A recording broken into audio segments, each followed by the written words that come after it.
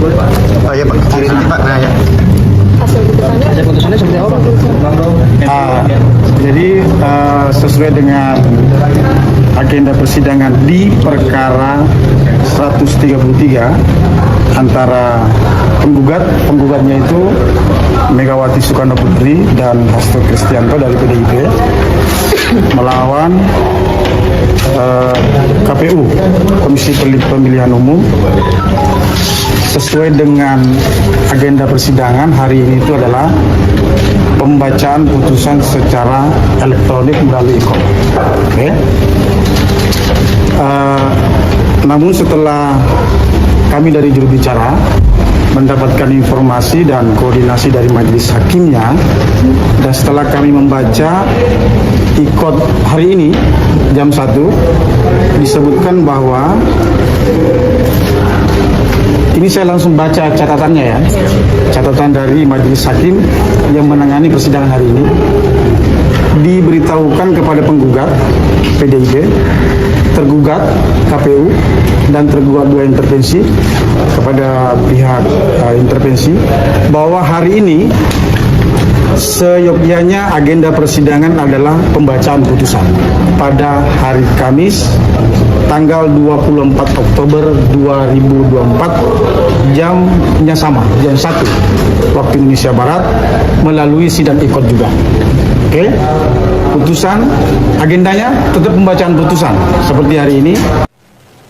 Karena seluruh kader Golkar yang potensial yang disampaikan oleh Hensat ternyata sudah disingkirkan. Ini penting juga bagi Golkar untuk memperjuangkan dirinya. Saya bisa maklum peralihan anggota-anggota partai dari PDIP ke Golkar memang banyak catatan sejarah. Party switching itu terjadi.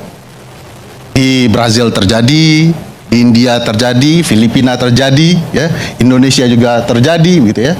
Bahkan di India tahun 85 tiap hari orang pindah-pindah partai. Tapi yang terjadi orang pindah partai dan duduk di tampuk kekuasaan partai mungkin hanya besok.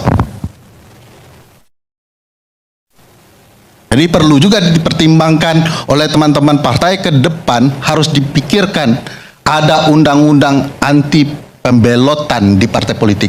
India buat itu. Ada undang-undang anti pembelotan di partai politik. Jadi kalau kemudian ini tidak dilakukan, ini tidak akan terjadi sekali, ini akan terjadi berulang. Dan yang rusak juga partai-partai politik. Tadi Bang Syverter mengatakan partai PDIP, kemungkinan ketuanya seumur hidup.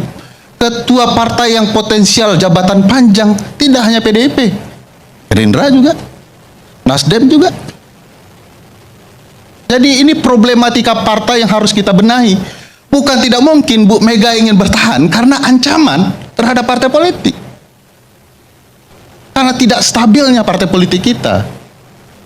Jadi bayangkan kita semua dalam alam demokrasi bergantung kepada partai politik. Isi parlemen, teman-teman partai politik, memilih hakim, teman-teman partai politik, penyelenggara negara, teman-teman partai politik. Kalau partai politiknya dipermainkan dan kotor, saya yakin semua hal akan jadi kotor. Jadi kita tidak akan pernah bisa menerima partai sebesar Golkar, meskipun saya bukan kader Golkar, dipermainkan seperti ini, karena ini juga mempermainkan demokrasi kita. Bagaimana kalau ternyata betul Pak Jokowi akan masuk ke tubuh Golkar karena ada pernyataan teman-teman partai Golkar? Tidak ada salahnya Pak Jokowi kembali ke partai Golkar.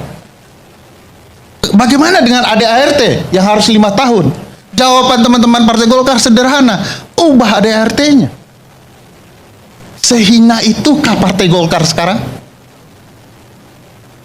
Jadi bagi saya pengerusakan ini akan berimbas. Mohon ini cuma 2 bulan lagi pergantian kekuasaan.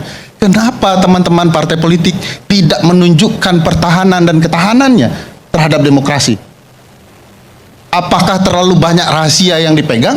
Karena ada pernyataan presiden, dapur partai politik saya sudah ketahui.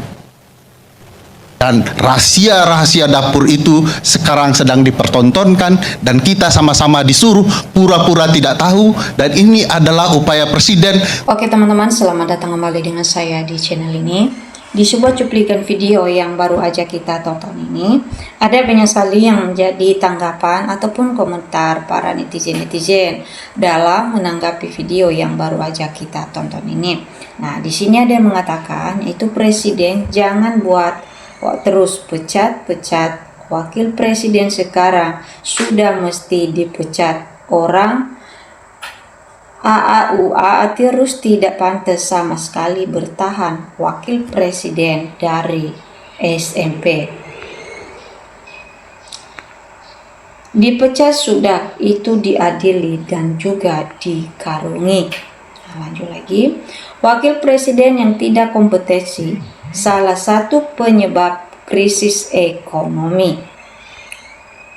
Wajib dipecat Sigi Gibran yang tidak punya kebiasaan apa-apa, bisanya korupsi, cawe-cawe dan bohong, otaknya tumpul tapi licik. Kesep-kesep di DPR banyak termul-termulnya. Jika tidak ada termulnya, so pasti sudah dari dulu-dulu sudah off. Jangan stres, kan banyak kejanggalan-kejanggalan mulai batas usia pendaftaran, ijazah pun diragukan. Tujuan politik adalah kekuasaan. Memang politik itu menjijikan, tapi dibutuhkan. Soal Gibran, jika tidak tuntas secara hukum, berarti bukti hukum kita hancur. Nah, lanjut lagi. Ya Tuhan, lindungilah Bapak Prabowo. Suara rakyat, suara Tuhan yang mau nyopot orang seperti ini. Wakil presiden yang mumpuni tidak kurang banyak sekali. Itu kenapa bisa ada sih katanya buron, kenapa berani menongol. Dulu sekitar tahun 1970-an, seseorang mau jadi anggota organisasi pelajar harus ikut pelatihan selama 7 hari untuk jadi pengurus ranting, harus sudah menjadi anggota minimal 1 tahun. Untuk menjadi pengurus harian harus sudah pernah menjadi pengurus 1 periode. Begitu seterusnya. Lanjut lagi. Manusia terserak di dunia, rakus lagi. Secara akal waras, pantaskah perilaku seperti orang ini? Anaknya masuk partai hanya 2 hari saja sudah menjadi ketua umum partai. Anaknya tidak cukup umur sesuai yang ditetapkan konstitusi, tidak punya kapasitas dan tidak punya ijazah SMA, dipaksakan menjadi wakil presiden. Berkhianat, bahkan ingin menghancurkan partai yang sudah membesarkannya, mulai dari masih bukan siapa-siapa, dari belum dikenal masyarakat luas, dari Pilwalkot, Solo, Pilkup, DKI hingga Pilpres. Hanya orang yang rakus kekuasaan, tidak punya etika moral dan tidak punya rasa malu saja yang dapat melakukannya. Jadi orang yang mendukung si rakus kekuasaan dan juga pengkhianat sama dengan dia. Nah, lanjut lagi. Saya rakyat kecil, Gibran dicopot dari wakil presiden. Jangan, rakyat kecil biar percaya. Wapres memang harus mundur. Dari dulu katanya mau dicopot, bahkan sudah pernah disebarkan sudah dicopot, ternyata bohong. Rupanya semua orang takut, sangat-sangat takut sama si Mulyono. Heran, apa sih yang ditakuti sama si Mulyono? Copot jangan cuman katanya, buktikan. Kalau ganti jangan kalangan orang-orang dungu alias termul. Siapa saja silakan jadi presiden ataupun wakil, tapi harus murni, pilihan rakyat, jujur, tanpa curang. Kami menerima meskipun bukan pilihan kami. syukur orang yang mayoritas pilihan rakyat. Lanjut lagi, tidak ada lagi kah yang kenapa hanya seperti ini kami maunya itu nyata.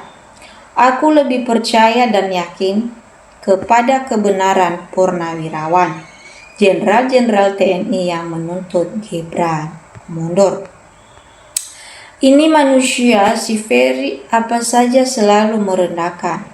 Dianggapnya semua orang tidak mengerti hukum, hanya dia si Ferry yang paling pintar logika. Kalau dia pintar dan mumpuni, kenapa dia tidak saja yang jadi presiden? Nah, lanjut lagi. Gibran dicopot, ganti Habib Bahar, Schmidt takbir. Lucu nyaman politik itu indah, tidak semua paham. Semoga wakil presiden cepat-cepat dicopot. Anda kalau mau, nah lanjut lagi. Gibran dicopot dari jabatan Wapres, apa tidak gila otak yang mengatakan? Nah teman-teman, inilah yang menjadi tanggapan ataupun komentar para netizen-netizen dalam menanggapi video yang baru aja kita tonton ini. Nah tentu juga kalau ada teman-teman yang lain yang ingin mau memberikan tanggapan ataupun komentar melalui video yang baru aja kita tonton ini, silakan.